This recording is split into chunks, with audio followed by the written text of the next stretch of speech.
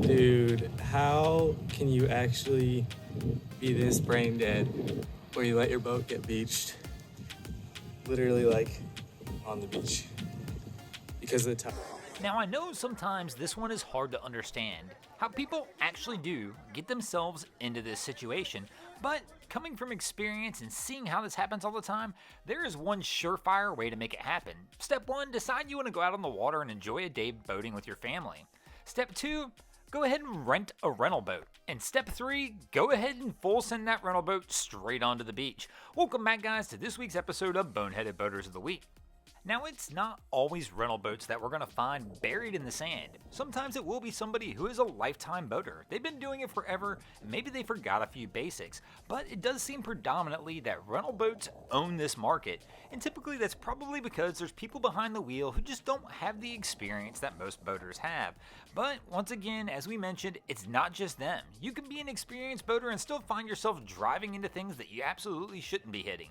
And today we're going to focus a little bit on that. And we're not going to just pick on the rental boaters though. As we mentioned, we're going to pick a little bit on everybody here. I mean, it's unbelievable sometimes some of the situations we'll see boaters get themselves into. Like this situation right here. I mean, how did you miss the mountain being there, bro? Now I know it's not always just that somebody missed something. Sometimes it can be things like mechanical failure that'll cause issues to happen. But then there are other times you're going to watch things happen that are just going to make you say, how in the world does this one go on? Kind of like this situation right here. Obviously we have somebody who's decided they're going to take a sailboat under a bridge, but this one doesn't take a whole lot to figure out that you're probably not fitting into this situation. Maybe this person just wasn't used to it. Maybe somebody wasn't paying attention. Once again, boys and girls, don't text and drive. It's not good for anybody. Now, there could be more to this story than meets the eye though as well. Maybe they were having rudder problems and the reason they hit the bridge was to go ahead and fix that and add a second rudder to the boat. Then sometimes you'll miss your mark a little bit, maybe because you were getting a little encouragement from somebody else in the boat. Kind of like this situation here. This one probably goes a little like this. We got our guy in the bow like, yeah, bro, you got this. Get it, Cap. There you go. Get it lined up and we're going to get her in. Oh, man, I can't believe we finally got this one docked. Come on, bud. Come over here and give me a hug. No, man, I'm not hugging you, bro. Come on, get over here. No, I'm not doing it, bro. Come on, get over here. And then, of course, Captain takes matters into his own hands. Now, of course, right here, Captain may have taken it just a little too far, but then we continue on with our episode and you see some of the other images we're going to see, and you realize taking it too far can have its own version of definition for everybody. I mean, some people will take it to the extreme. Kind of like right here, one of our captains was being a little, let's say, stubborn. These two boats were having a battle over right-of-way. Who do you think won this one? Let me know in the comments below. And then of course, we've got some other unique situations that come up, like being towed. Towing can be an extremely difficult task and only should be handled by the professionals if at all possible.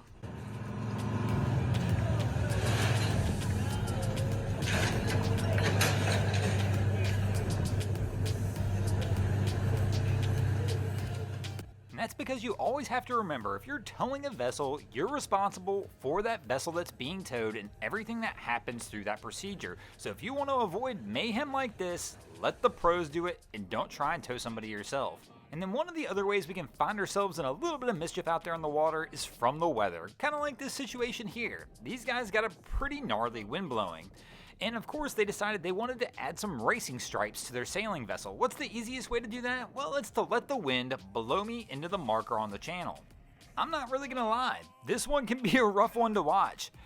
The amount of damage that's caused here is gonna be pricey, and I have to imagine that Cap probably doesn't have a job, at least not on this vessel after this one. I mean, they've ran this vessel the entire way across this marker. The winds just pushed them into it, and they didn't have much of a choice at that point but to ride it out. Here you can see they tried to use a fender, but they didn't do it with much success. In fact, they lose the fender as they're going. And here we're going to see everybody run forward again because we're going to hit another one. One wasn't enough. Let's hit a second one to finish the job. And as we pan this vessel, you can really see this thing is scratched the entire way down, all the way from bow to stern. I can't even imagine what the paint repair is going to cost on this one, with this being such a large boat. But this crew's going to try and stop them here on the second one. They've got the fender out, but things just don't go their way as well. Thanks for watching, guys. I hope you enjoyed this week's episode of Boneheaded Boaters of the Week.